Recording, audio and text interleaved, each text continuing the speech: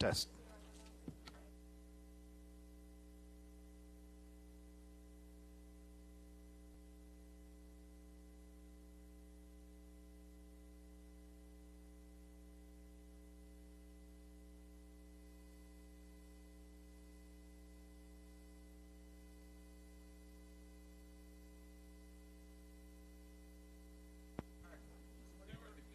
Test. Test.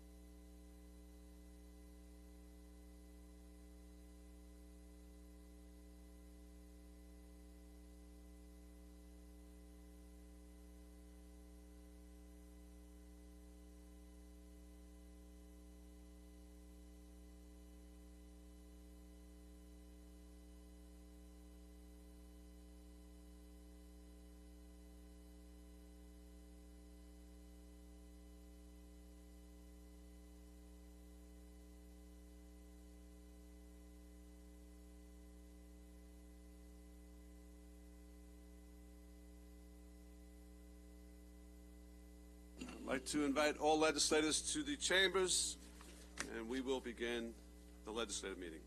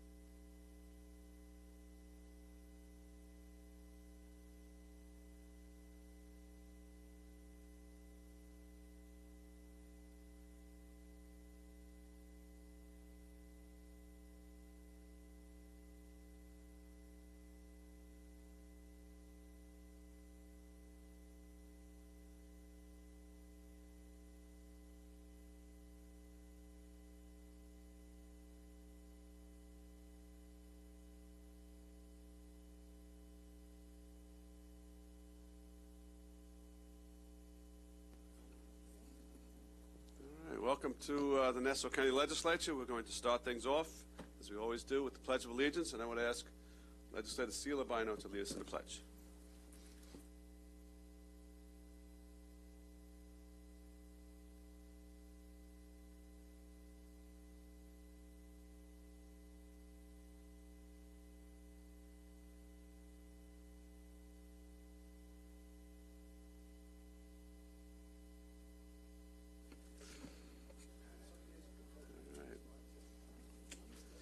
Mike, could you call the roll, please? Thank you, Presiding Officer. Roll call. Deputy Presiding Officer Howard Copel. Alternate Deputy Presiding Officer Denise Ford. Here. Legislator Seela Bino. Here. Thank you. Legislator Carrier Salage. Legislator Deborah Muley. Thank you. Legislator C. William Gaylor III. Legislator John Giuffre. Here. Legislator Mazi Phillip. Here. Legislator Delia DeRigi Witten. Thank you. Legislator James Kennedy. Here. Legislator Thomas Pickevett. Here. Legislator Laura Schaefer.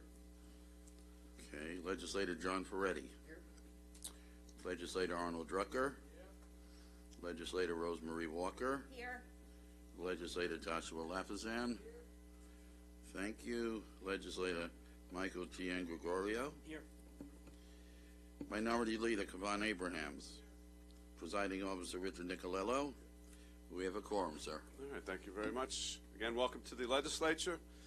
To start the meeting off, as we always do, we have presentations this month from the PBA and DAI with respect to our top cops. After that, we have 1 point of personal privilege. We'll then go into the public comment portion of the meeting before going to the calendar and our agenda. If you have not already submitted a slip and you're seeking to make public comment, please come up to the clerk's table, fill out a slip, and hand it in, and we will call you in the order in which it was presented. So let's start things off again with the top cops. And to make a presentation on behalf of the PBA, Frank Arcuri, Sergeant at Arms.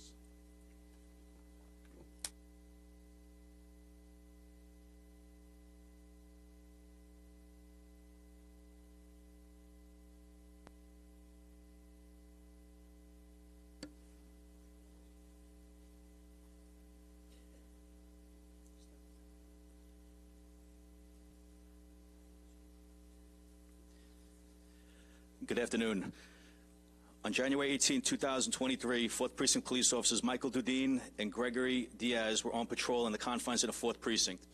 An assignment was dispatched in East Rockaway for an 85-year-old female who was choking on food and not breathing. Officer Dudine and Officer Diaz responded to the residents. Upon arrival, they observed the female lying on the floor. She wasn't breathing. The officers immediately took action. The aide did not have a pulse. Officer Dudine started CPR. During the compression, it became evident there was an obstruction in her airway. Officer Diaz then grabbed the life vac from the RMP. The life vac suctioned an obstruction in the airway to alleviate the blockage. The officers were able to suction a marshmallow and other food that was lodged in her airway.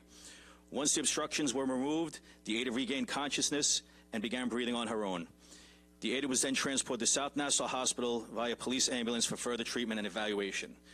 Due to Officer Michael Dudine and Officer Gregory Diaz's quick action and timely response, the officers were able to help a person in need and give her proper treatment as needed. The Nassau County PBA is proud to announce police officers Michael Dudine and Gregory Diaz as legislative top cops for March 2023.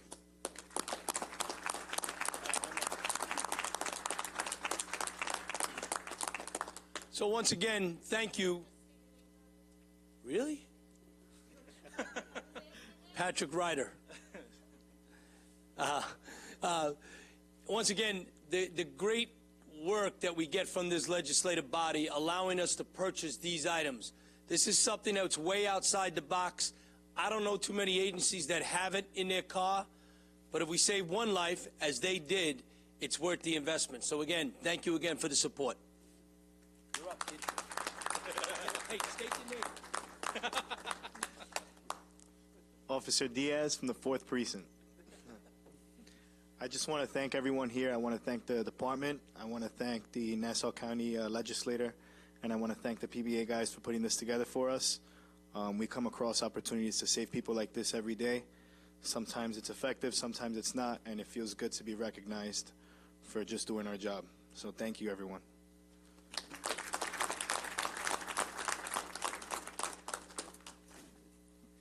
Officer Michael Dudine of the 4th Precinct. I'd also like to thank the entire legislature, Commissioner Ryder, the entire PBA, Inspector Bowden for this great honor.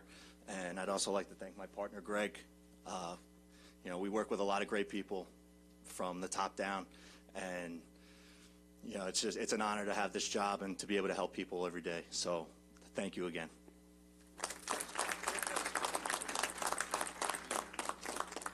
Deputy Presiding Officer Coppell.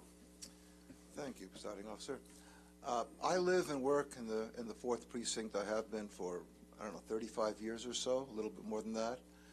And I feel safe, and it's all thanks to you guys. I appreciate everything you do. The Commissioner mentioned those machines.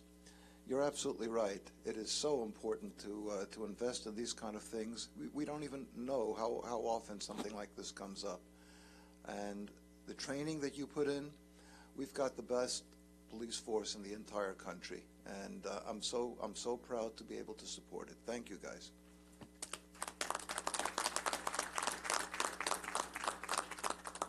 Okay, thank you. We'll invite you to come up and for a presentation.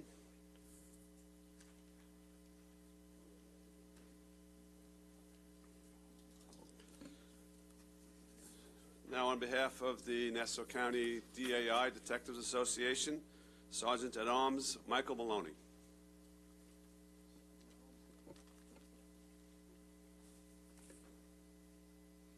Good afternoon.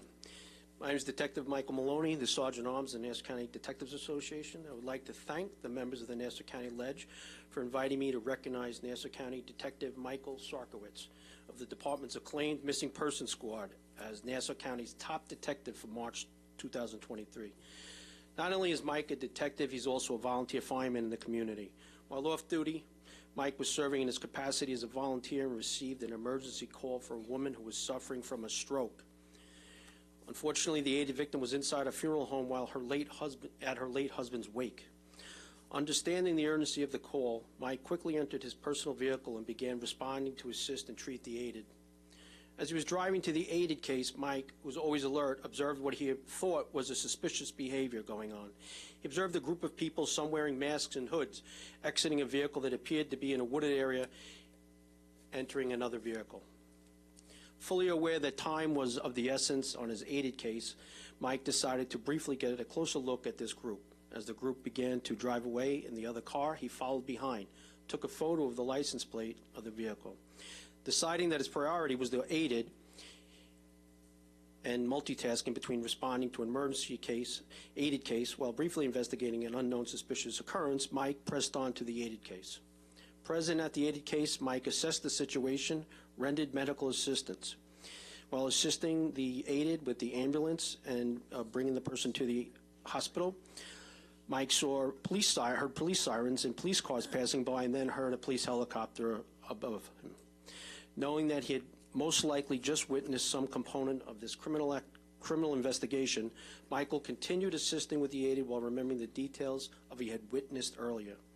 After ensuring the aided was receiving the best care, Mike called the local Suffolk County precinct and inquired about what was going on. He was transferred to the detective division and informed that there was a violent takeover robbery of a jewelry store.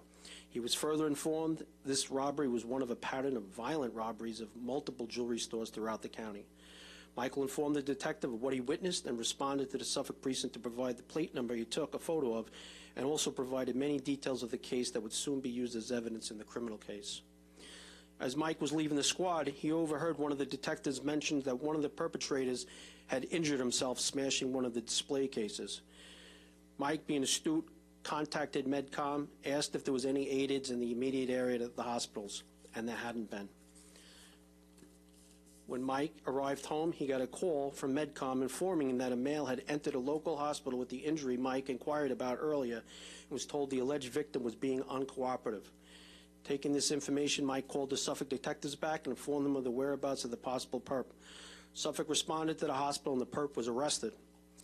This is still an ongoing investigation with more arrests to follow. But if it was not for Mike's exemplary citizenship in volunteering as a fireman, as well as his keen observation skills as a detective and a cop who takes the axiom of being a cop 24 hours a day, 7 days a week, literally, this violent gang of robbers would still be active with more victims of their crimes. So today, we are honored to introduce you to our March 2023 top detective, Michael Sarkowitz. Commissioner. This embodies what Legislator Coppell just said. We are the greatest police department in the country, hands down, because of the training, the equipment.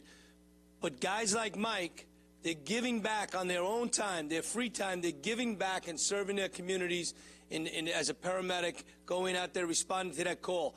Playing detective on the way to that call, seeing something that he thought was suspicious. He took enough time to stop, do what he needed to do to gather that info, then go on to take care of that poor woman in the funeral home. So, again, it shows you the great work that they do.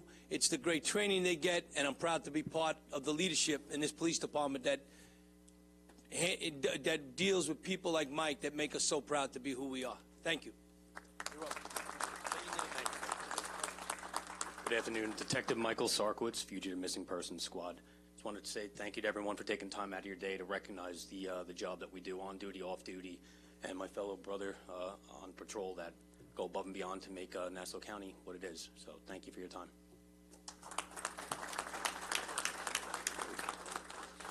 Legislator Ferretti. Thank you, Presiding Officer. Detective, great job. We can't thank you enough. You know, this is just further proof that in Nassau County we don't just have great police officers. We have great people that are police officers, and that's what you prove to us time and time again, but especially in this instance, where, as we've heard from already as to what you did, but it was just your volunteerism and taking your time away from your family to be a volunteer, in addition to all the great work that you do as a detective in our police department. It's really going above and beyond, and we're so proud of you. We're so proud of the training that you've received, and it starts at the top with Commissioner Ryder and his incredible leadership. So thank you, Commissioner, from top down to bottom. We're so proud, and thank you for everything you've done. God bless you. Thank you, sir. Okay, come on up. We have a presentation to make of citations.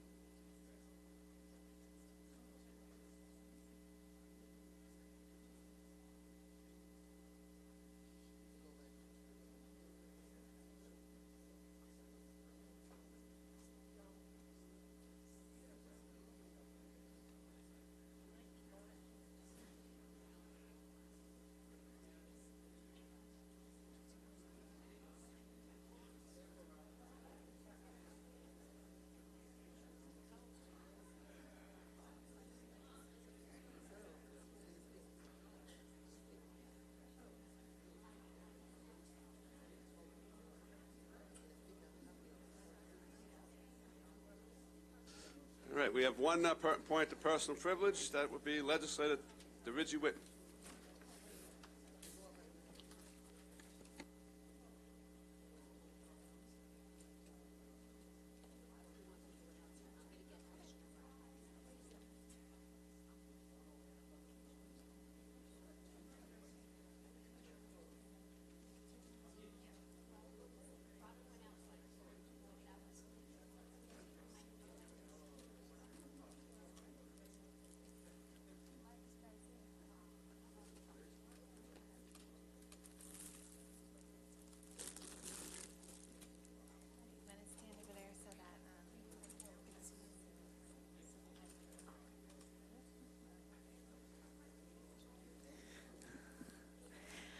I want to thank my fellow colleagues for allowing me to have a special presentation, because I feel that this was a moment that we all shared together.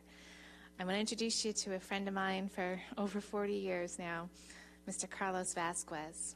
Carlos was an incredible athlete in high school. He was on the track team all-county, and he always had these same type of mirrored sunglasses on that he has today, as he would run all over Glen Cove with his beloved coach, AJ. Carlos was also an avid surfer and all-around just incredible athlete. Although he was basically larger than life in high school, he always would say hello with a soft, gentle smile. That made me feel good, especially since I was a mere freshman when he was in his glory days.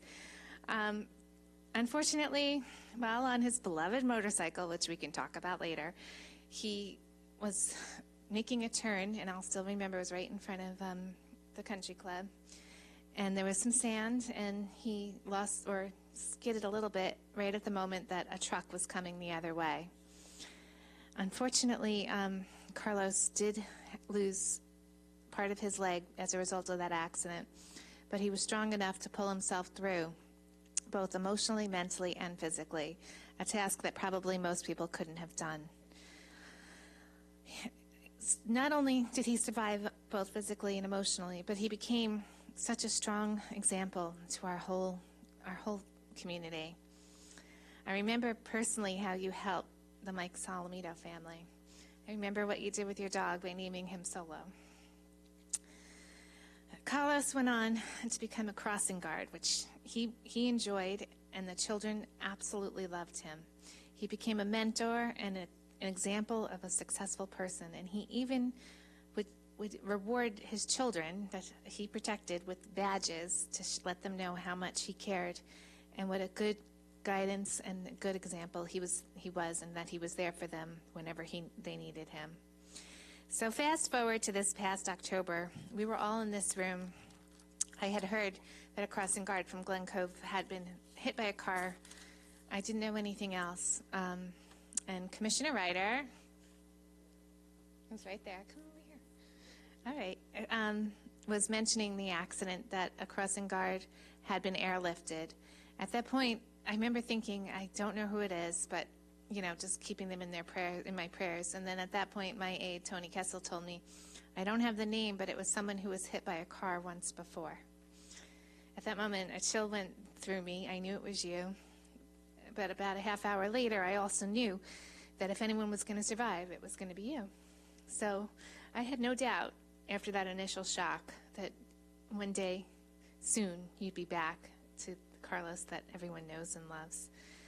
So I wanted to again share this moment with all of you, because that moment that it happened and we all realized who it was, this room was silent and we all sent you our prayers and our best wishes. So each and every one of the people in this room, especially legislators, were on your side from that moment to this moment and for always. And Carlos, my whole family loves you. My brother Brendan and my parents all wanted me to tell you how much they love you. And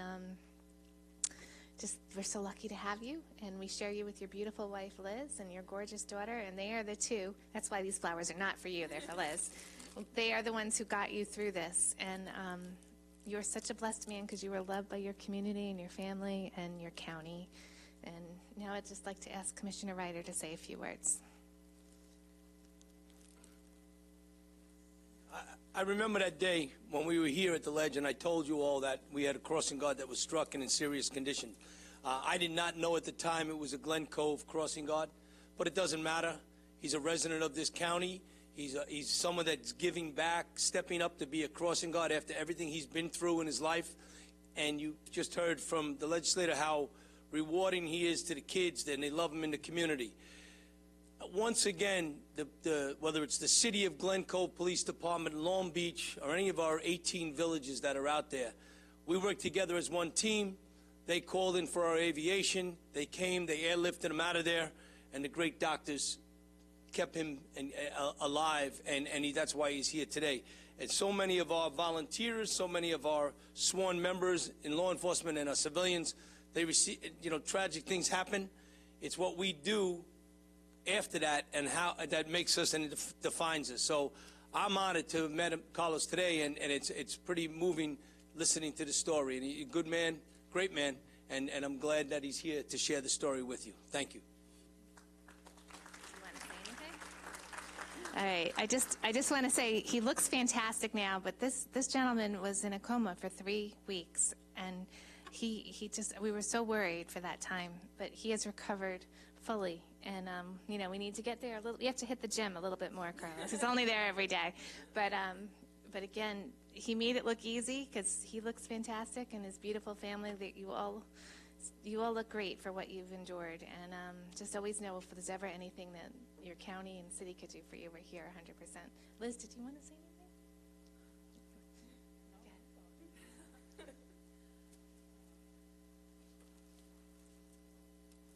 I'd just like to thank every one of you to the help that the fast volunteer help that came and brought my husband alive today, second time around. And we hope there will not be any more times after this.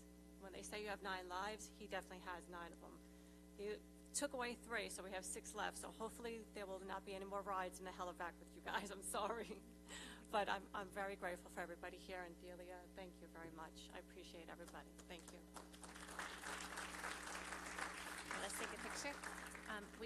We have a citation that everyone signed. I don't know if anyone, would it be okay, presiding officer, if anybody wants to just come down real quick, we'll take a quick picture and then we'll get on to the meeting. Is that okay?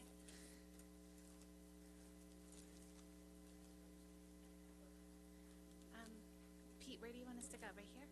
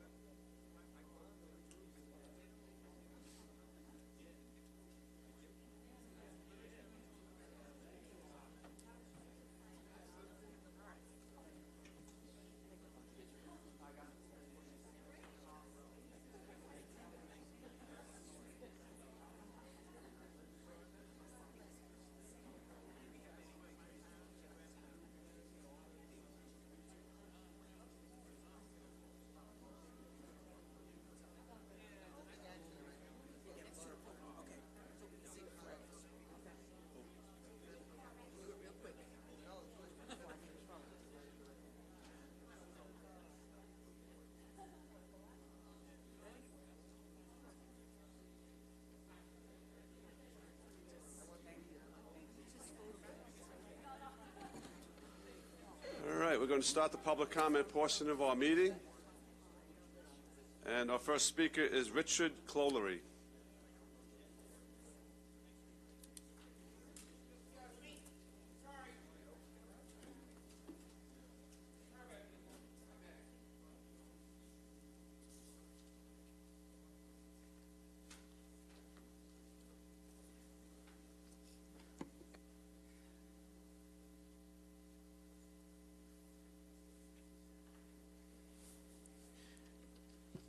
To the members of the legislature, as I was coming in to see you again, I was wondering what to speak to you about. And then, as I was coming, I noticed people protesting this casino that wants to come to Nassau County.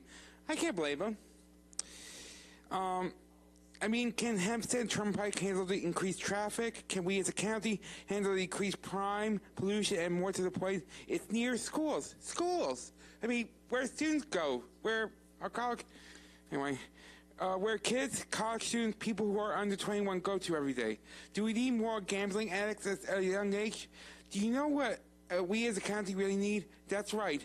It's affordable housing so that people who graduate college don't have to leave the county to find work and housing, as well as a well-funded public transportation system so that people don't have to use cars and cabs every day to get to work every day. Sorry.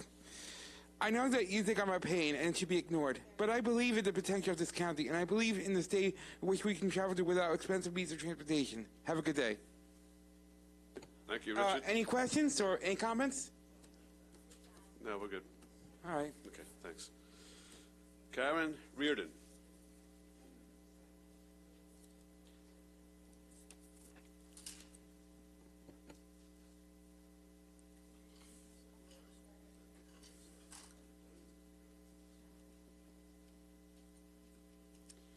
Hi, my name is Karen Reardon, and I live in Manhasset. This is my first time speaking with you, as I'm new to the area and new to New York. I'm here today to express my opposition to the proposed casino. For almost a decade now, I've dedicated my life's work to reducing crime in my community, seemingly before it became politically fashionable. I was excited upon moving here because in the last election, Long Island was getting tough on crime, and hopeful that we would be a national leader in gun safety and addressing these concerns. Instead, you, our elected officials who are sworn to protect us, are about to greenlight a casino which is known to increase many types of crime: human trafficking, robbery, auto theft, assault, etc. So save the stamp. Please don't send me any more postcards telling me to lock my door, etc., while in the same breath you're wanting to lure criminals out here with a casino. It doesn't make sense. Furthermore, the location of this venue is outrageous. Located across the street from Hofstra University, Nassau County Community College, and the Kellenberg High School, this location is truly unconscionable. I hope you read the Newsday article this weekend, which stated that we are on the cusp of a crisis here in Long Island, as gambling addiction, especially among young males, is at an all-time high, as Long Island has turned into one of the top gambling locations in the country. If this casino is approved in a few years, you will have a tidal wave of people crashing down upon us in Nassau County who need treatment, and our resulting crime rates will skyrocket, as this will be because of you and your decision on this lease. As Warren Buffett has said, and I paraphrase, government officials should not prey upon its citizens. It's wrong. Having a casino is like a state sponsor of addiction, and sadly, this will be your legacy. Is this really what you want for your community and for your family and for yourselves? You won't be able to say, I wish I had known. This plan is being greenlit with very little public notice and community input. Just remember that there's no going back. Sands doesn't have any other casinos in the United States. They are all in Asia. They often buy a place, they stay for a specified amount of time, they turn a little bit of profit, and then they sell. They're out of here. They are not long-term neighbors. The residents of Nassau County deserve better, and the voters of Nassau won't forget who sold our futures. I urge you to say no to the casino. Thank you.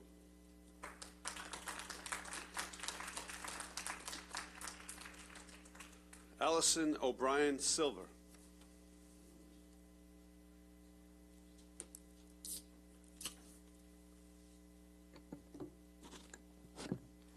Hi, everyone. My name is Allison O'Brien Silva. I live in Manhasset now, but I grew up in East Meadow, right across from Nassau Coliseum. I chose to raise my kids here because I loved growing up in this bustling, feisty, fierce island, but you're all about to wreck it. I speak today in vehement opposition to the proposed casino. I urge you to vote no on the lease transfer when the time comes. Vote in the best interest of your constituents rather than in the best interest of an indebted yet lavish spending company peddling an addictive vice. Nassau County is not struggling. We are one of the highest taxed communities in the nation. Let's put the work in to create a solution for the hub that generates revenue and jobs without the laundry list of negatives that a casino will bring. The bulk of a revenue from a casino will leave Nassau County and go to the Sands. The small fraction you all will see will be gifted by the weakest, poorest, most vulnerable among us. They will gamble to extinction, lured by misleading ads that dangle the minuscule chance to win big. 60 to 70% of casino revenue comes from problem gamblers. And speaking of problem gamblers, gambling addiction rates increase in correlation to how close someone lives to a casino.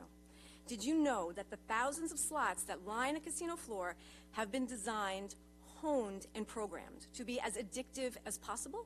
Researchers who study gambling equate the impact of a slot machine on our brain function to that of prescription opiates. Slots are designed to get us to engage until we run out of money. And speaking of money, did you know what a casino does to home values? It depresses home values, and the closer your house is to a casino, the greater the decline. Do you know what does increase around casinos? Crime. Many of you won your elections by promising to stop the rise in crime. Crime reports from Pennsylvania communities with casinos show increases in violent crimes, robberies and assaults, trafficking, and the most shocking to me, child abandonment. Parents are leaving kids alone in the car all day while they gamble away the grocery money. Please do your homework. Have you built independent revenue forecasts?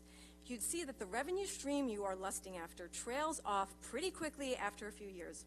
Have you assessed the environmental impact, traffic impact? Have you looked at the rates of increased crime and decreased property values and the costs of addiction? Once you add up all of those negatives, you won't see any upside. I urge you to vote no on the lease transfer. End it now and start focusing on finding better options for our community. Thank you.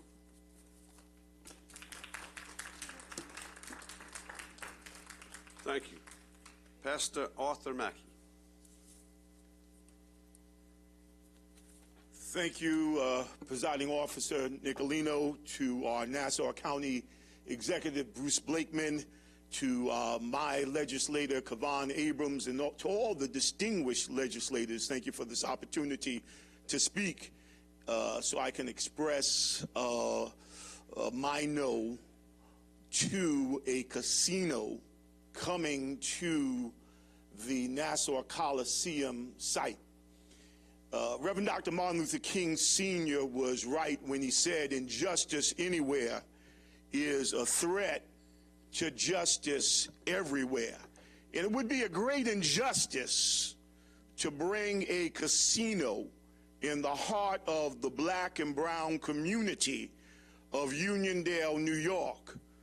In the redistricting process, the effort was trying to take away the power out of the 1st District that Dorothy Gooseby represented. And evidently, people wanted to bring a casino in there. And that is unacceptable. The rape, the robbery, and the ruin of the black community, predominantly black community of Uniondale and community of color, black and brown, is unacceptable and cannot be tolerated. Ralph Caso would not allow this to happen. Fran Purcell would not allow this to happen. Tom Galata would not allow this to happen. And I would say to Bruce Blakeman, our county executive, and to all of our legislators, don't let it happen on your watch. Casinos have friends, prostitution. Casinos have friends, crime. And to try to bring more crime and bring more prostitution to the heart of the black and the brown community in Uniondale, New York is unacceptable. We have our Nassau Community College owned by Nassau County. Want to bring crime and more rape and robbery and ruin to it? We have our Hofstra University there. Students from all around the world. And then we have our Sloan Kettering Cancer Center. I was at the Sloan Kettering when my father would receive chemo, and I know the struggle and the heartache and the pain. And to have right in the heart of all of that, a casino, a full-fledged casino, is unacceptable. And I call on our Nassau County executive and for all of our legislators to say no, no, no, no to the casino on the site of the Nassau Coliseum in the black and brown community of Uniondale, New York.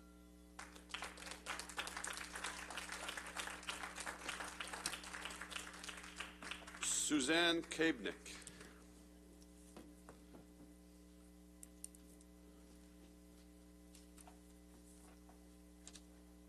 My name is Susan Kay. I am against this casino. Casinos bring human trafficking. What is right next door to the Coliseum? The Marriott Hotel. Casinos bring more gun violence. 100 Terrace Avenue in Hempstead, an apartment complex, just about has gun violence in that area every single day. Casinos bring no value. They also bring more alcohol. A study was done when things started opening up after COVID. They found out there was more child abuse, more wife abuse. Why? Because of alcohol. I have proposed, somebody I was talking to from Hofstra, a better idea. Team up with Hofstra and Northwell to build an allied health program. We have a crisis in this country that not too many people know about, of these phony allied health programs that are not accredited. You can't even take the exams. A good example was some school in the 5 towns that shut down. I am a product of a for-profit college, of a dental assisting school that was shut down in 1994 due to the state. The state also took over various schools. A good example was Briarcliff College. That was taken over. Sanford Brown had a ultrasound program that was not accredited. They're shut down. I can think of a lot more better things to do than build this casino. Just remember, Election Day, we voted you in, we could vote you out very easily. And this is not the place to build a casino with gun violence around in the area. How far is Hempstead? A half a mile away? There's enough gun violence there. We do not need this. Just remember, Election Day, we vote you in, we vote you out. Jacqueline Gosh.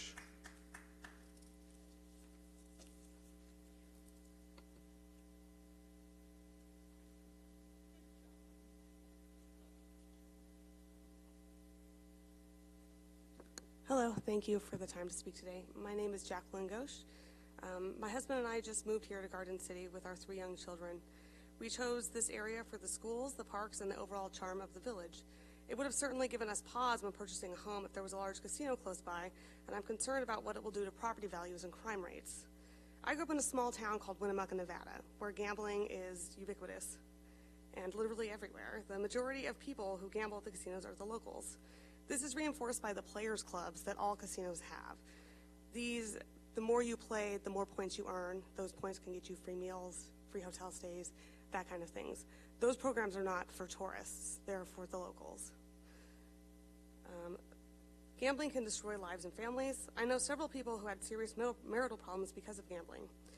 All the dues from my sister's Girl Scout troop were gambled away by her troop leader's husband, for example. In nursing school in Reno, I saw some of the direct results of gambling and alcohol addiction. The ER nurses called the weekend night shifts the gun and knife club, much of which was the result of the nonstop availability of gambling and alcohol. Please do not let a casino into our community. However attractive Sands may make this deal seem, the house always wins. Please vote no on the lease for this casino. Thank you.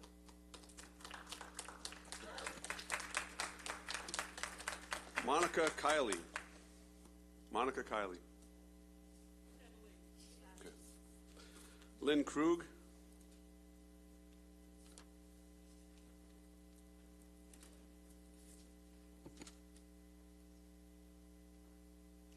Good afternoon. My name is Lynn Krug. I've been a resident of Garden City since 2007. I've lived in other parts of Nassau County, Belrose Village, Seacliff, Great Neck. You get out of college, you find a place to live. I'm urging this board to deny the transfer of the Coliseum lease to the Sands. Whatever the Sands Grand Plan design may be, no matter what they wrap around it, this is a casino plan, plain and simple. Let's face it, a casino is a place that encourages bad behavior. There's a reason that Las Vegas is called Sin City. There's a reason they say what happens in Vegas stays in Vegas. It's not a bug, it's a feature. This project does nothing to enhance the health and well-being of all of us who live here, no matter how many soccer celebrities or amount of money that the Sands throws around to curry favor. The sad truth is that a casino and all that comes with it will be to the detriment of our safety and our quality of life. That's why I live here. We have a great quality of life. Our quality of life is already threatened by congestion, overcrowding, and population density. Nobody moved to Nassau hoping one day a casino resort would be built nearby. Our county executive has said that his administration is committed to doing big things. The only thing big about letting an outside corporation build a casino on public property is that it would be a big, big mistake. To our county leaders and decision makers, do you really want this to be your legacy? Do you want future generations to remember you as the people who traded our quality of life for a small slice of gambling spoils? Years ago, our local leaders wisely prevented a high-rise complex from going forward on the site. You'll remember the days of Wang when he had his 60-foot, I don't know what it was called. It was 60 feet tall. It was huge. Do you want future generations to remember you as slowing the transformation of the Nassau County into the sixth borough of New York City? I urge you to show similar wisdom and protect us from turning Nassau County into Sin City East. I also encourage this group to look at all the plans that were developed for the casino going back. I remember the 2015 plan from Tom Swazi. I thought that was a terrific plan. It had green space, it had a zoo. I don't know if I like the zoo, but it was an ambitious plan. Please look at these other plans before you vote and say no to the casino. Thank you.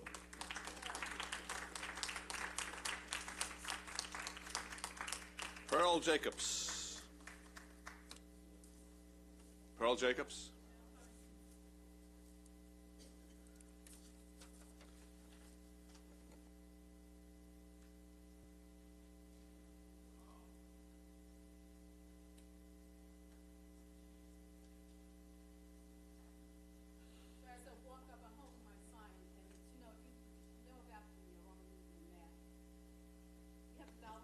Ms. Jacobs, could you please approach? Thanks.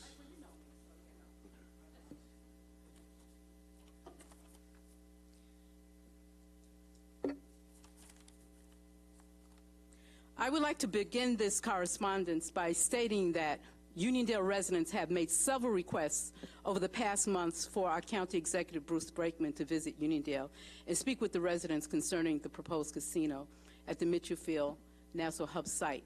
As to date, we have not received a reply. So goes community input. Why would our county executive not speak with residents of Uniondale, a community that would be most affected by a casino in its backyard? Perhaps it is because Uniondale is a majority-minority community, and the questions and concerns of minority residents do not matter. I hope this is not the reason. The proposal to put a casino at the Mitchellfield Hub location is unconscionable. Placing a casino within close proximity of 40,000 students is a horrific choice. Here in Nassau County in the greater Long Island area, our youth are struggling with opioid addiction, post-COVID depression, alcohol, marijuana abuse, and gambling addiction as well. Placing a casino within walking distance of Hofstra University, Nassau Community College, Uniondale Charter School, and Kellenberg Memorial High School would expose our youth to a gambling addiction, a progressive addiction that can result in psychological, physical, and social repercussions. Our youth should not be exposed to risk factors that could potentially derail them from an academic path to one of a destructive and life-suppressing addictive one. The environmental impact on the surrounding communities would be destructive. Current infrastructure will not support the vast increase in traffic that a casino would bring. Hempstead Turnpike is listed as one of the most unsafe roadways for pedestrians in the tri-state. It consistently ranks in the top 5 of most dangerous roadways in New York State year after year. Increased traffic on Hempstead Turnpike would only increase safety and health concerns as it relates to congestion, safety, and environmental concerns. Bus traffic would increase greatly, resulting in traffic stress in every one of our surrounding communities. Along with additional traffic comes more pollution. Hempstead, Newcastle, Roosevelt, Uniondale, and Westbury have been identified as communities of concern by the Department of Environmental Conservation for poor air quality. Mobile air monitoring began in September of last year. Our environmental issues do not stop at traffic issues and pollution. The water district that serves Uniondale, Roosevelt Field, Bowling Green's Estate, East Meadow, and most of Levittown, the water test results in high levels of 1.4 dioxin, well above the EPA cancer risk guidelines. Residents in Uniondale frequently complain about their water quality due to variations regarding color and taste. We do not need another Flint, Michigan story here in Nassau County, a story that cried out across the nation and around the world of environmental injustice. The quality of life for many residents will be destroyed as casinos are typically open 24 hours, 7 days a week. As per the national average, counties that open up new casinos experience a 500% increase in crime. This affords opportunity for certain crimes: drugs, prostitution, theft, extortion, stolen cars, gun violence, human trafficking, and many others. Why would Nassau County want this? Our Nassau County Police Department does an excellent job of serving and protecting our residents, despite the fact that they are currently overburdened with a plethora of post-COVID criminal activity. A casino is a quick revenue source that will not sustain Nassau County. Let's put something at this site that will complement our prestigious educational and medical institutions, like biotech and medical research centers. Nassau County can make better choices. We value our youth and our quality of life. Neither are for sale.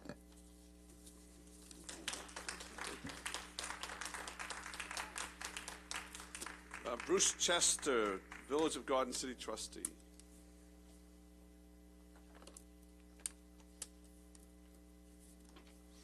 Hello, Bruce. Hello, Rich, and I want to congratulate Presiding Officer Rich Nicolello. I know you're retiring, and I think I've known you throughout your career, if not before that, in the county legislature, and I'm privileged to have you as a friend. Thank you. Good afternoon, you as ladies well. and gentlemen of the county legislature. As Rich said, I'm Bruce Chester. I'm a village trustee in the Village of Garden City. You may be aware we passed a resolution unanimously opposing the casino. Las Vegas started out in a desert. There's nothing around it. The casinos went up, and then the communities were built around that. When you look at the casinos that are in Indian reservations, they're usually in remote areas. Well, this is not a remote area. I grew up in Carl Place. I've lived in Garden City for 24 years. To have this casino with its traffic and obviously crime and what previous speakers have mentioned, possible prostitution, put a strain on our police department as well as a strain on our infrastructure, doesn't make sense. I don't quite understand why the industrial development, the county industrial development agency can't come up with something better. Something, maybe getting some major corporations here, good paying jobs. Why can't we go in that direction? The casino is an easy fix. You'll get monetary benefit maybe immediately, but your long-term benefits will not be there. They will definitely be negative benefits. So again, I oppose this casino. Our village opposes this casino, and I urge you not to allow the transfer of the lease to the Sands Casino. Thank you for your time. Thank you, Bruce. Richard Williams.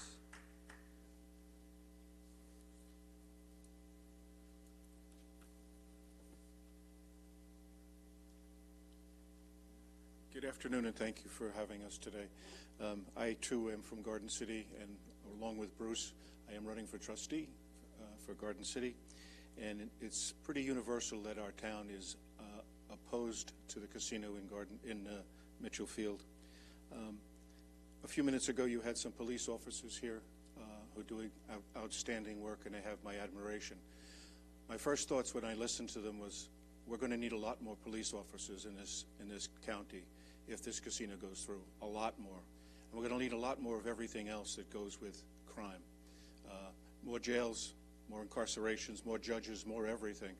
While there's some benefits to individuals maybe for that, but from a county standpoint, I think it's terrible. I think it's extremely terrible to introduce a casino into an area with this kind of density and this kind of attention that we don't need. We just don't need. There's nothing positive about it in my judgment. When I think about what I did, what I listened to a few weeks ago at the Planning Commission, and I asked them a fundamental question: is there a plan? And without hesitation, they said, no, there's no plans in front of them. They don't know how big it is. They don't know how long it is. They don't know how tall it is. They don't know the square footage. And yet we're going to vote on something that without any knowledge. It's incredible that anybody could do that. You can't do that in business. I don't see why we would do it in government. I heard some of the other speakers today talk about the social impact of the casino. The environment is uppermost in my mind. The environment, we don't have enough water. We don't have enough water in this town, and we're going to have a big, massive use of water again. We don't have it. We don't have the facilities for traffic. We don't have these facilities, and we don't need them. We have pollution. The lady talked about a few minutes ago, from the air pollution in Hempstead, in Uniondale. That's the state telling us that. We are only going to triple that, quadruple it. I don't know how big it's going to be. The fact that the entire Board of Trustees of Garden City passed a resolution in opposition tells you something about how our village feels about it. It tells you something about how the citizens and the voters of our village feel about it. I understand that there's a lot of union support for it, and I understand that completely. But having said that, there's better uses of this property than a casino, much better uses. I urge you to take a look. I urge you to take a deep look before you vote in favor of something like this. I hope and I trust you'll give serious thought to putting it off or delaying it, or at least thinking about it to a greater degree than we have. We have no plans. It doesn't make sense to me. I don't think it makes sense to anybody in this county to go forward with something that has no plans. I thank you for your time.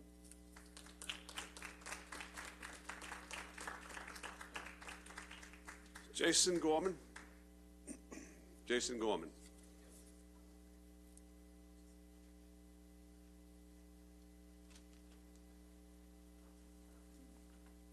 Hello, everybody. My name is Jason Gorman. I'm a county resident. I'm also a county employee. I'm an educator at Nassau Community College and a member of the NCCFT union, though I am not speaking in an official capacity in any way representing them. I would like to discuss a terrible injustice that's being perpetrated at the college.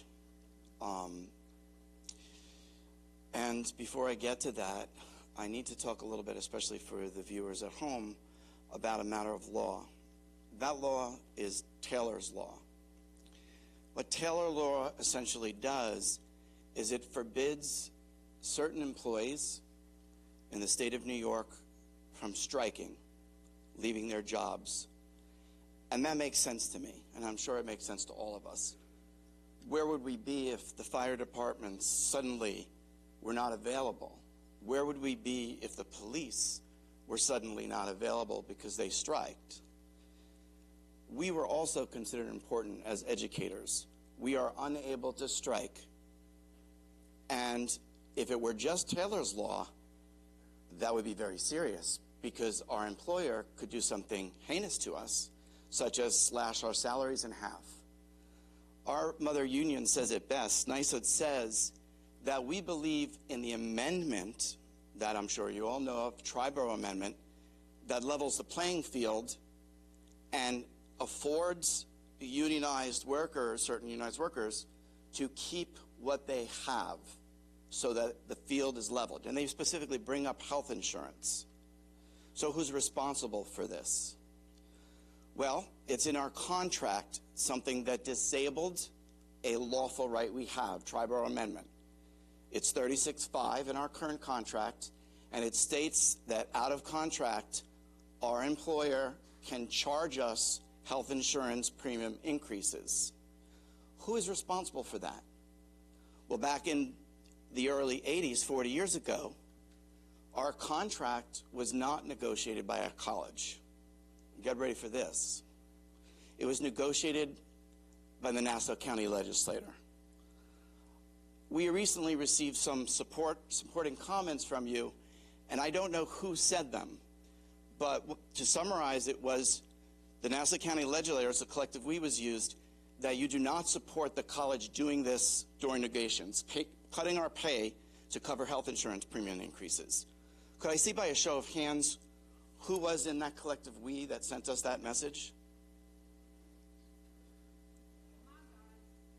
Please, I just want to know who sent the message.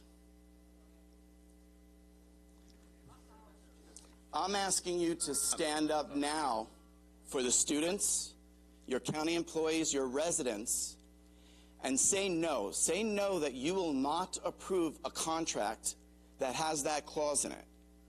I'm asking you to stand now as an individual, please, literally now.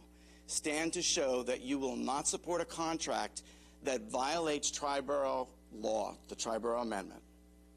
Will you stand for us? Mr. Gorman, as you know, we do not negotiate the contract. And You do. Mr. Gorman, your time is up, but basically you know that the college negotiates the contract. The contract is then presented to us for a vote. I would like to at least have the last word. If it's, the time is up, sir. Why don't you have your last word? And Thank go you ahead. very much. Sure.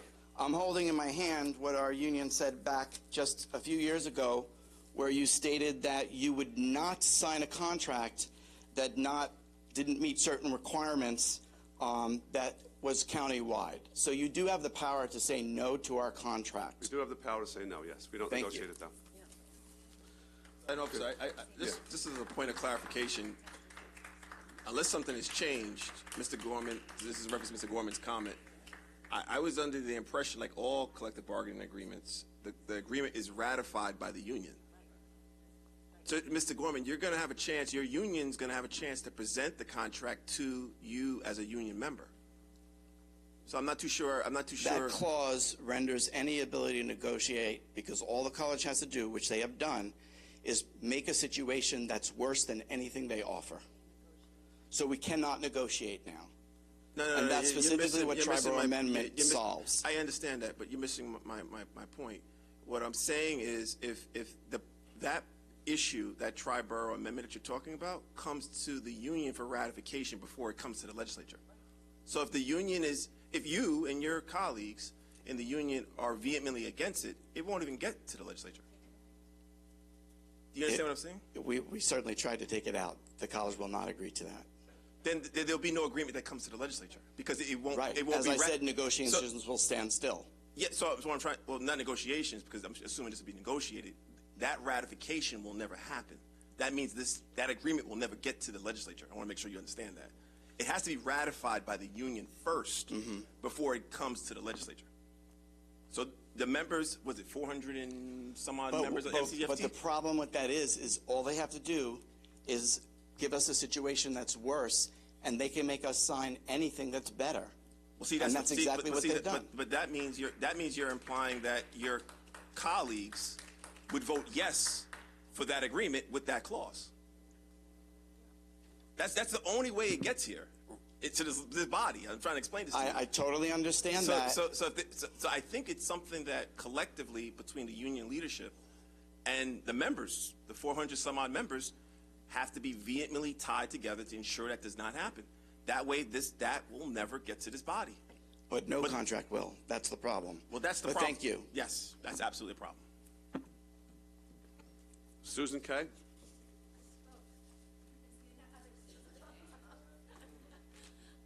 So, hi, I'm going to put my sign behind me. Maybe people will want to send a letter. I am Suzanne Kabenig. I am a professor in the English department at Nassau Community College, and I'm also the Nassau Community College full-time faculty secretary. So, as you know, we're without a contract since September 1. And the county is our co-employer. So we're asking for your support. Our current contract is not fair. Our beginning salary, about $55,000 to $60,000, does not pay the bills. Not the high rent in this area, educational loans for master's and doctorate degrees, soaring transportation costs. Furthermore, our current contract is not fair because it has sunset clauses, such as one which my colleague, Professor Gorman, just described, requiring us to pay right now what will be about $5,000 per member for health insurance premium increases while we are negotiating. And that clause in 2014 led to a very bad results for our junior faculty. So you're our co-employer. You appoint about half of our trustees. You approve the NCC budget, and you have the ability to indicate what you want to approve. I hope that you will approve a fair contract. We're afraid right now that we're going to lose faculty from our nursing program, from our allied health science program, because private industry will pay more, because other states have lower costs of living. We're having trouble attracting full-time faculty. We really need your support. Thank you.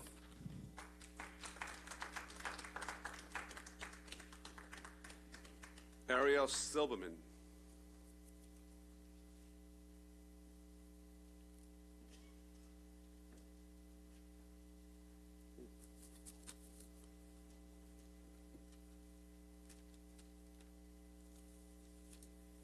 I'd just like to congratulate you, Mr. Nicolello, on your retirement. I hope you certainly enjoy it. No doubt you deserve it. Good afternoon. My name is Ariel, and I'm a sophomore at Nassau Community College, as well as the proud president of the Achilles Club on campus. I would like to say it's a pleasure to be here, but in actuality, it is a duty. It is my duty as a student to make you aware of the way our college is being damaged. This is not hyperbole. Our college and the remarkable people who teach there are under attack by the people in power who should want the best for our school. You cannot attack the pillars of a structure and then complain when the roof starts caving in. Professors are those pillars, and they've weathered the worst because they love teaching and love their students, but they should not have to bear this burden. The full-time faculty have not had their contract renewed since August. While they negotiate, they are having to foot the bill for health care premium increases, which amounts to a $5,000 pay cut. To be considered middle class in Nassau County, for most people, you must make around $96,000. Faculty, in particular junior faculty, don't make close to that. Granted, I'm not too good at math, but even I know those numbers don't add up. The president of our college came before you last summer and was asked if we needed funding, and she said no. She's an alumni of the college. She should know better. We haven't had an increase in funding in 15 years. All the grand dreams of progress cannot come to fruition if we don't have funding. The board won't tell you what I am, But the board delayed their February meeting an hour, keeping the students and staff waiting, and canceled this March one, utterly dismissive of the concerns of students and staff. That is why I am imploring you, in all humility, to remind the board that they are answerable to the students, staff, and you.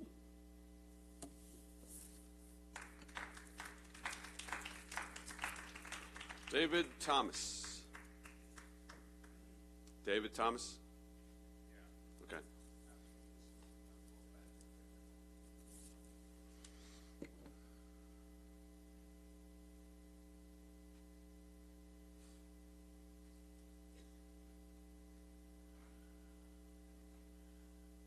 Good afternoon. My name is David Thomas, a resident of Uniondale, and I'm here to oppose the casino that you guys are hoping that you would not approve to be placed in Uniondale or any part of Nassau County. I do agree with some of the speakers that just came before me, but I always knew that what happens in Vegas stays in Vegas. There was a reason why all of these casinos were built there. At your previous meeting, I was listening to some of the union representatives who spoke of jobs, and they talked about 12,000 temporary jobs and 5,000 permanent jobs. For whom? We know from the statistics that casinos are not healthy for a community. I don't know what you guys have been promised, but I would hope that those promises falls on deaf ears. There are educational facilities in the neighborhood where you guys, or where Sands would like to build a casino. And I keep asking the question, what are we educating our youth for? To become croupiers or pit masters? There's great and decent educational facilities in that neighborhood. Are we sending our children to be less than who we think they should be?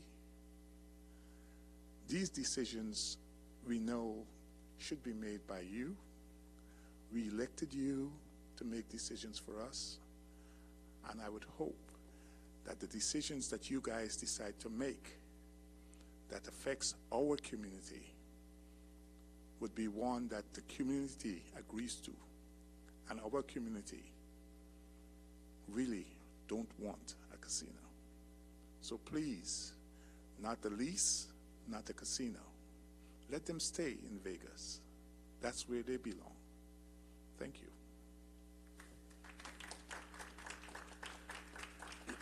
Thank you, Mr. Thomas. Mida J. Meriday.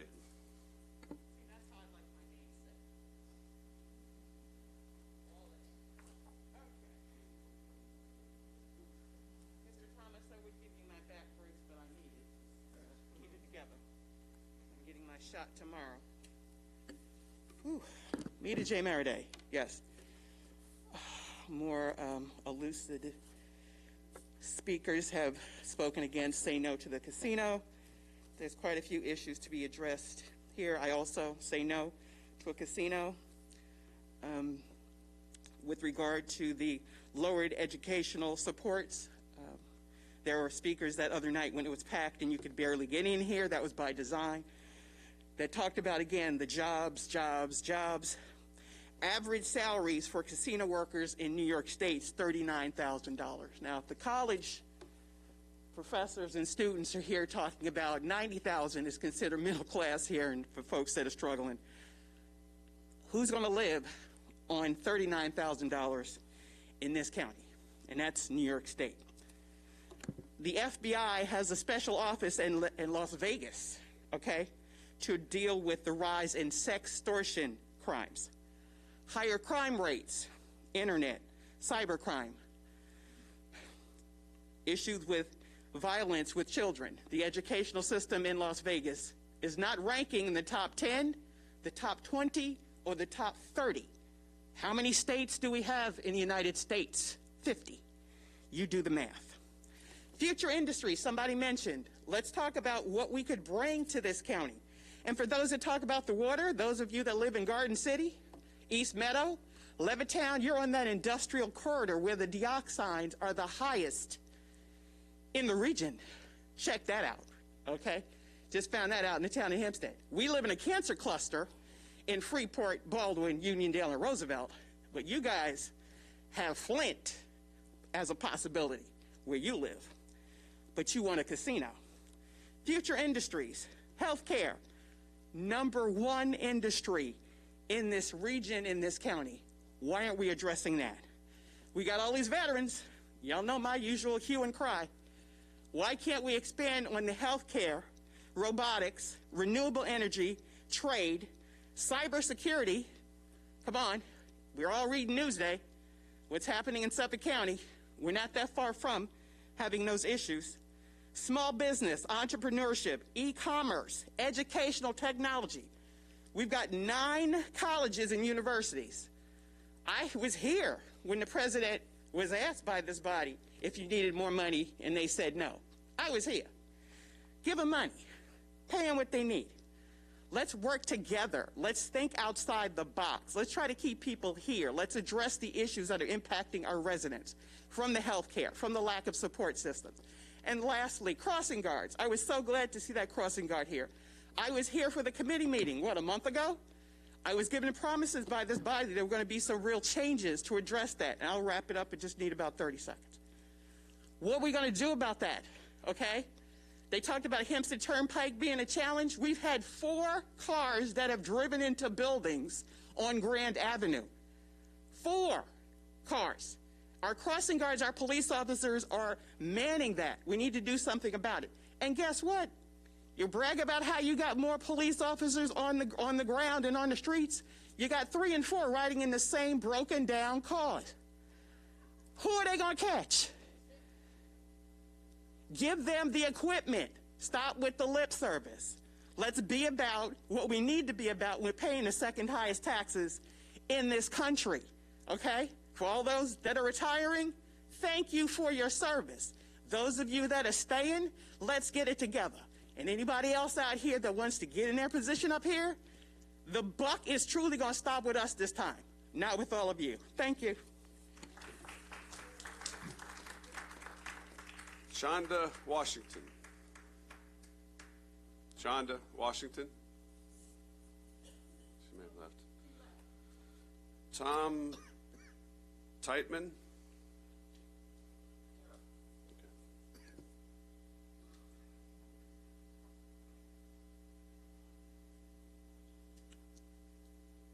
Good afternoon. My name is Thomas Tittman. I'm a resident of West Hempstead for about 25 years. I want to first thank you for your public service. Somebody's got to stand in front and make the decisions. So we're hoping that you will make some right decisions, not as members of a party, but as just members of a human race. We're all just trying to get this job done, raise our children so that they have a good planet. On this first day of spring, the children's performances and the stories of police heroism really encouraged me. It's just good news, and I hope that it's broadcast so people can see that. In one of their songs, they use the lyrics appealing and appalling. And this initial offering seems appealing. It's going to bring revenue into the town's finances. It's going to create jobs, and I'm not against unions. My wife was a nursing instructor, and because of her union benefits, both of us have medical, dental, and vision for life. I'm going to make sure that they pay for all of it. But it turns appalling when the glow fades, and now we start to see the toxic underbelly of the addiction that people have eloquently spoken about. It affects individuals, families, and the communities. The Newsday article, I hope people will actually watch the online version, because the mother and her son are actually talking about the effects on a family. You got to hear that. You can't get it out of a newspaper. You got to see that live.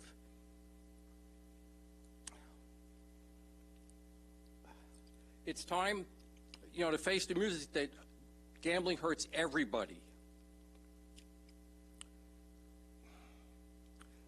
I listened, as I've been learning about this, I listened to some young people singing about this on YouTube and TikTok. There are videos out there. You'll hear their cries from themselves. One young man tells a story. He's just an elder teen. He's $57,000 in debt.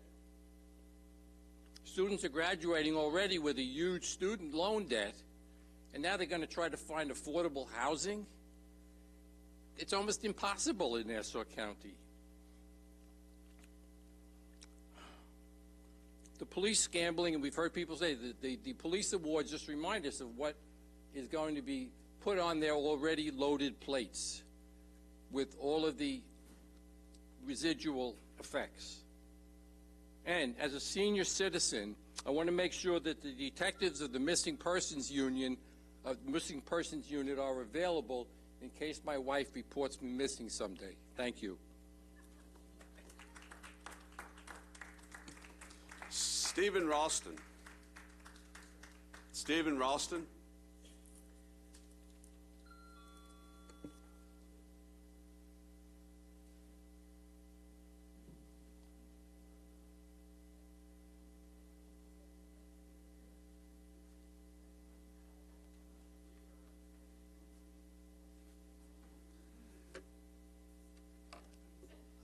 I'm Steve Ralston, resident of Baldwin since 1986. I'd like to first thank you all for putting in a long day to listen to us. I'd like to offer 3 observations about the way we conduct our lives. Most of my life, people could smoke cigarettes anywhere, at work, in restaurants and bars, in each other's homes. It was just the way it was. Leaders like Mayor Bloomberg came along and challenged us. Asked, why do we put up with something so bad for all of us? I never imagined they could ban cigarettes in bars.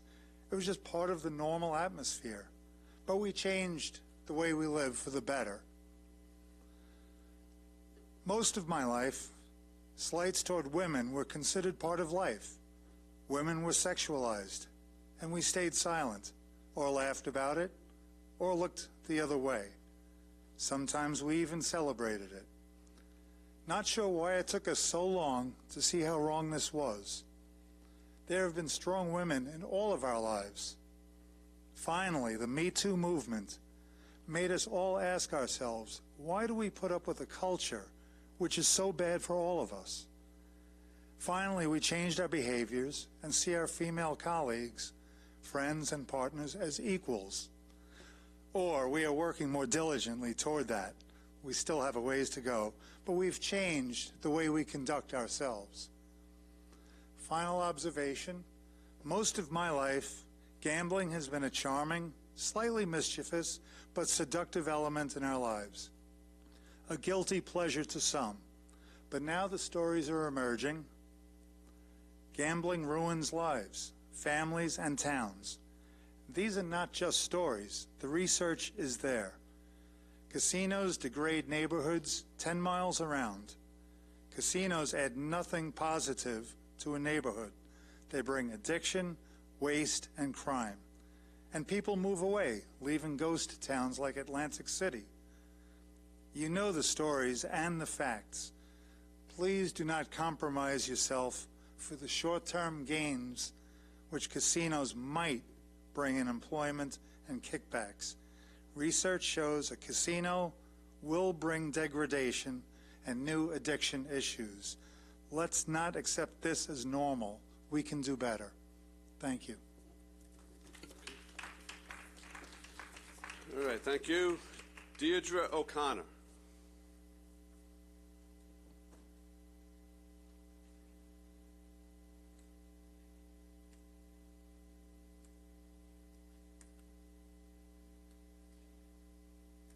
Good afternoon.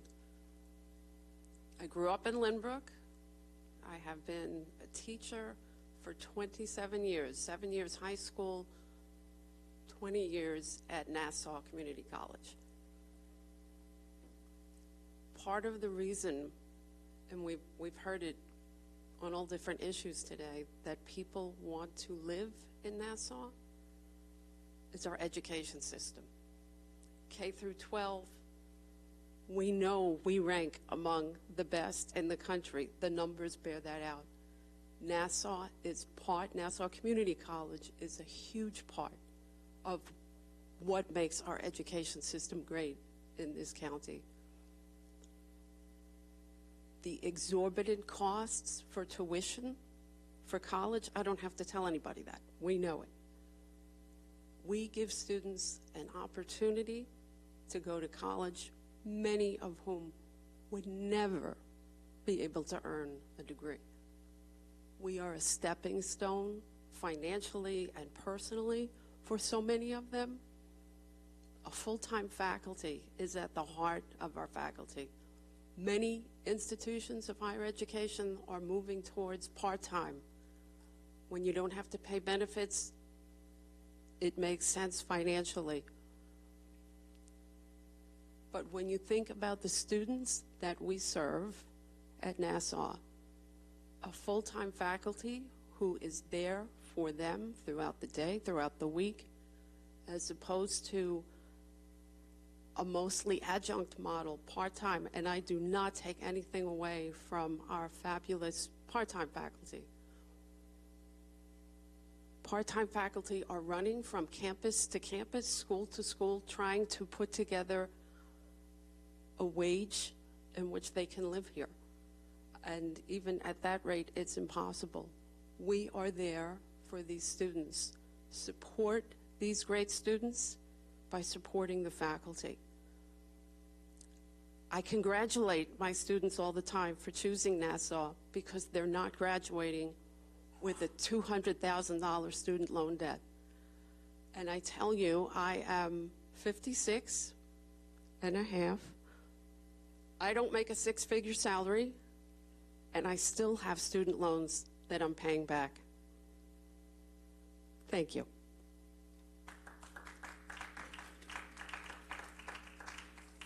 Patty Harris.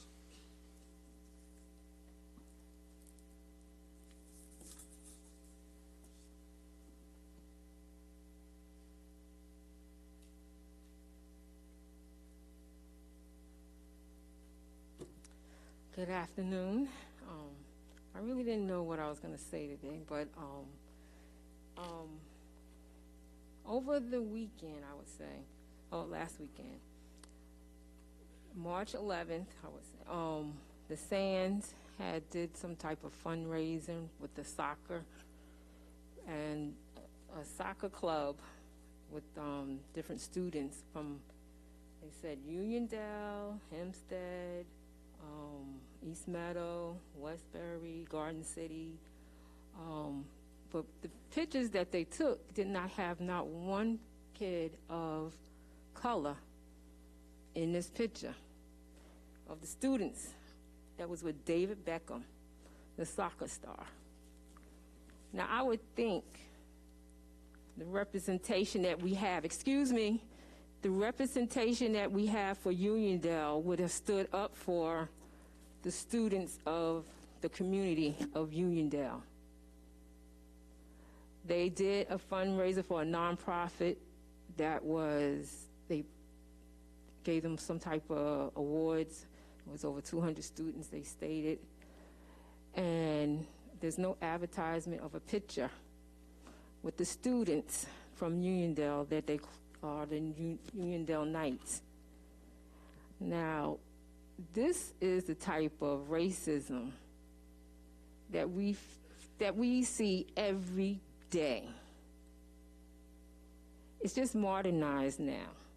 So you're telling me there's not one student of color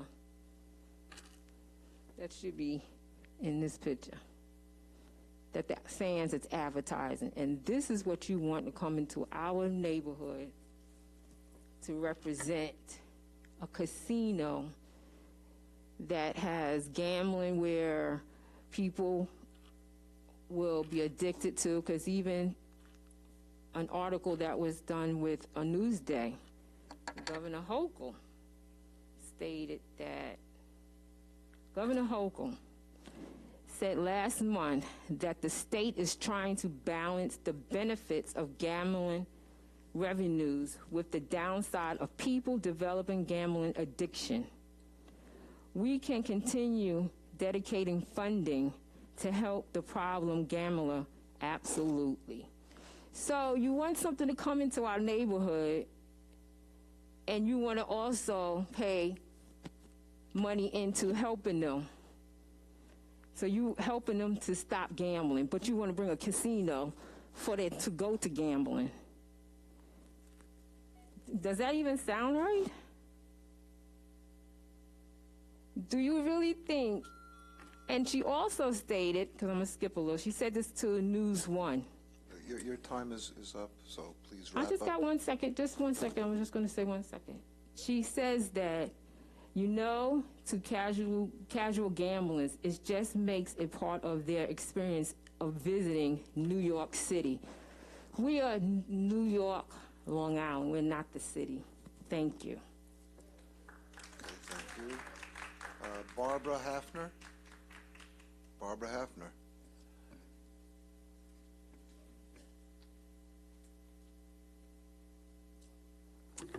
Hi, good afternoon, everyone. Barbara Hafner, resident of West Hempstead for over 40 years now. It's hard to believe. I'm here on another subject. However, as far as opposition to casino, no to casino is a no-brainer in my opinion. I can't help but wonder how many dollars are donated to campaign funds from the Sands Corporation, but that's a topic for another day. I am here to question the status of the South Nassau Water Authority District. I live in what I consider a relatively small town, West Hempstead, yet my neighbor has West Hempstead water, and lucky me, I get good old Liberty water. My 1 month bill just recently was $188. My neighbor a few blocks away was $68 for 3 months. Do the math. Something's wrong with that picture. It's time to really look at creating public water in all of Nassau County, not bits and pieces. I just recently saw a post on Instagram informing residents of Liberty Water offering 9 $3,000 scholarships to graduating seniors to study water. That's wonderful that Liberty Water can afford that. I don't think my West Hempstead Water gives any scholarships. So I'd like to know what we as a county are doing to change public versus private water so that me, who is now a retired educator, can afford to stay and live in West Hempstead and not be paying the kind of water bills that I am. Because I don't think my friend's water down the block is any better than Liberty Water. Thank you. Okay, that's the last of the public comments, so we're going to go into the legislative calendar.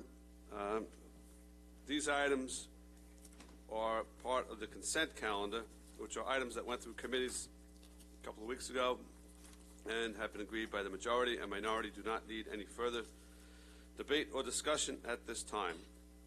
Item 2, Ordinance 13, 3, Ordinance 14, 4, Ordinance 15, 5, Ordinance 16, 6, Ordinance 17, 7, Ordinance 18, 8, Ordinance 19, 9, Ordinance 20, 10, Ordinance 21, 11, Ordinance 22, 12, Resolution 59, 13, Resolution 60, 14, Resolution 61, 15, Resolution 62, 16, Resolution 63, 17, Resolution 64, 18, Resolution 65, 19, Resolution 66, 20, Resolution 67, 21, Resolution 68, 22, Resolution 69, 23, Resolution 70, 24, Resolution 71, 25, Resolution 72. 26, Resolution 73. 27, Resolution 74. 28, Resolution 75. 29, Resolution 76. 30, Resolution 77. 31, Resolution 78. 32, Resolution 79. 33, Resolution 80.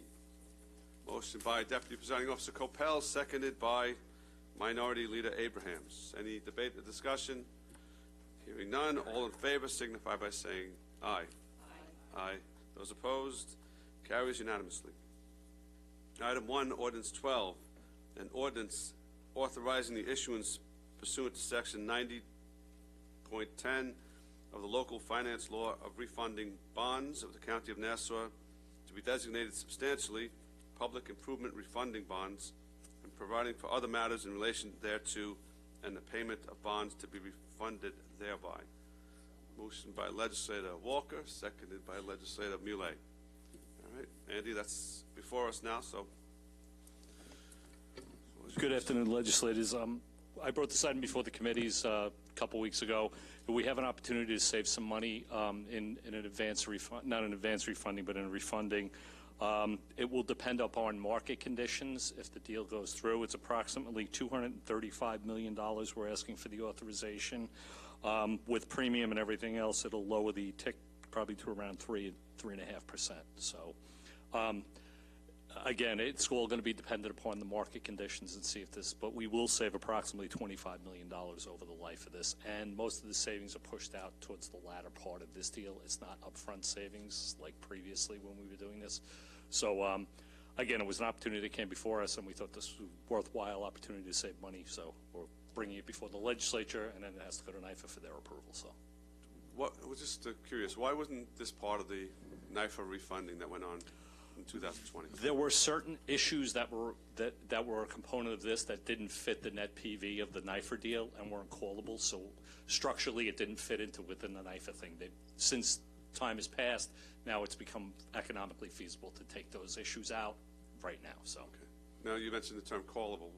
Have these been callable for some length of time? They are eligible to be called now. Yes. Now, okay. Yes. Because I mean, I'm curious as to why, when interest rates were extremely low, we didn't consider refunding at that time. It's a little bit more of a complex answer, but with the NIFA funding, the way we termed that with the 15-year funds, I think this didn't fit the NPV for the issues that were at hand here. So I think it was just the structure of the NIFA deal and where we're going with this now. So I think there's two different structures that make these more net present value positive. So even so, why didn't back then we consider doing this separately with interest rates being as low as they were? I don't think a lot of partially part of it wasn't callable. Partially, I don't think the PV on these issues would have been allowable under there. Remember, we have guidelines within the state that tells us whether it could fit if it was PV positive or negative. Some of these issues may have been not callable and at a PV that was negative. So, okay, all right. Any other questions, Legislator Drucker? Thank you, Presiding Officer. Andy, you know, our finance and legal team prepared us with a backup on this, and thank you, Presiding Officer. You asked one of the questions I was going to ask. But it reminded me of why I hated economics in college and why I chose not to pursue a career in finance, because a lot of it makes my eyes glaze over. But one question comes to mind. So interest rates are very, very volatile now, but they seem to be, I mean, the projection is that they're going to go down at some point. We don't know exactly when, but they will go down. They may go up before they go down. But the question is, you know, what happens if the rates go down? Would we save more money by waiting if the rates come down in 6 months, for example? Would we then achieve a benefit that we don't get now? That's the dilemma we have here, is we don't try and time markets. I mean, so the ability to save money is now. From all indications, I don't see the rate environment or what we're getting from our financial advisors declining rapidly. I think we're going to be stuck at somewhat of a constant rate environment.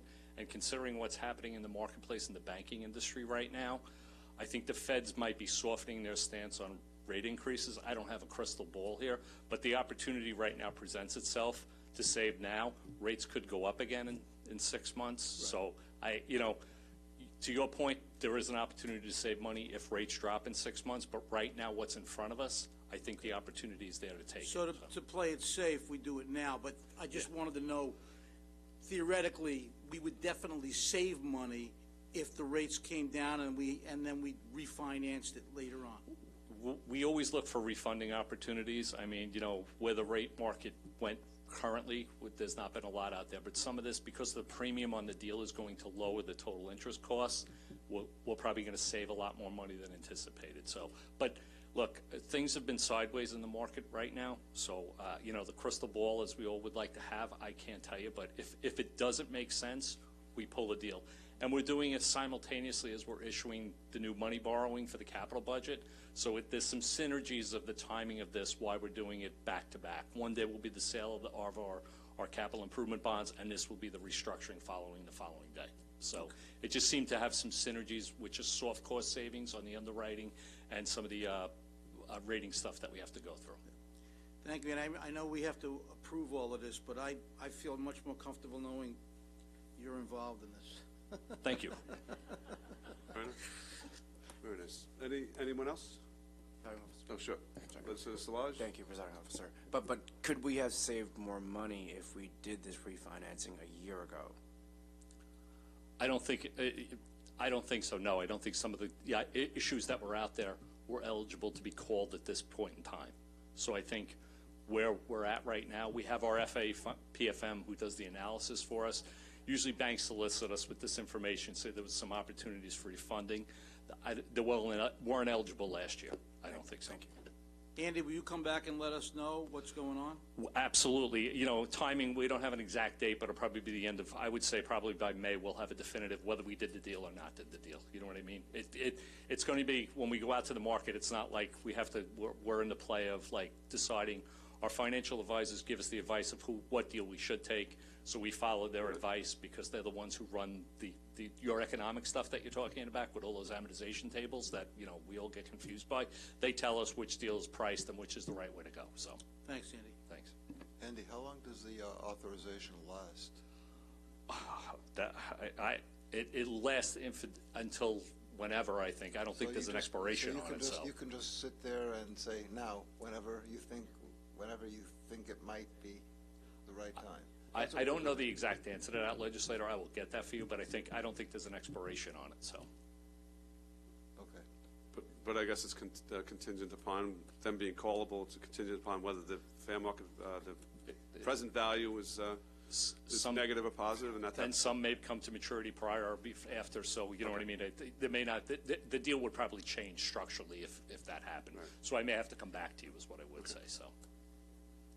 Good. Let's do what you would. Hi, Andy. Let's say in 6 months the interest rates drop and we want to refi again. How much would that cost to do the refi? We'd have to look at it. I mean, we don't traditionally and historically what we've done has been like every 2 years. But in 2017, everybody's got to realize there was a tax law change on advance refundings in the marketplace. The IRS took away some tax exempt events. So that kind of killed the advance refunding. This is it's a taxable event for the bond buyers. So we haven't had too many opportunities. I don't want to relive the NIFA thing, but that was an opportunity at once. This is where we're going to probably be on that path every couple of years. We'll be looking to do this with some of the outstanding debt. As rates decline, we'll come and look and see if it's profitable. I mean, it makes sense present value-wise to do the deals, but every issue is evaluated on an individual basis. So, and it's not just us making the decision; it's PFM who's been here forever. So, because I know, like for instance, just to narrow it down to like a home, when you want to refi, you really have to consider the cost as to how much you're saving with the interest rate. So. Is it the same thing that you're doing? It's similar but different because some of the structure of like you lower your mortgage payment on a monthly basis. With this stuff, the debt service savings sometimes gets pushed out to either upfront or out in latter years. So it depends upon who's the issuer, how they want to structure the deal, and what makes fiscal sense. So it's driven by a multitude of factors. It's not just one, but we are lowering the cost for future generations, is what I will say by doing this. So. was just curious if it's like, we just say, oh, we'll refi again if the interest rates come down, but I was just curious what the cost is, if it's even a possibility once you add in the costs, but. It gets hard once you call them in once to call them in again, but we'll look, you know what I mean? We're always looking for refunding opportunities, you know? It's a cost savings event here, so. My gut feeling is we wait, because I really think they're gonna come down, because they won't even give you a CD for more than 15 months. So that kind of indicates that they're not expecting to keep the interest rates at the number that they're at. Yeah, I know the banks are failing. That happened today, but all right. Well, like Arnie said, we have trust in you. So. I'm not going to just for the record. If it doesn't make fiscal sense at the time of we do the sale, we won't do it. And that's just, you know, I do not have the crystal ball with the rate thing. I mean, we could all sit here and speculate. At this point in time, where we're at, it presents an opportunity to save money. So we have to explore it, take it, and see what happens in the marketplace. So. Anyone else? No? Thank you, Andy. Thank you very much. Any further debate or discussion? Hearing none, all in favor signify by saying aye. Aye. Aye. Those opposed? Carries unanimously. Thank you. Motion to adjourn. Moved by Legislator Ford, seconded by Legislator Walker. All in favor of adjourning signify by saying aye. Aye. Aye. Those opposed? We're adjourned.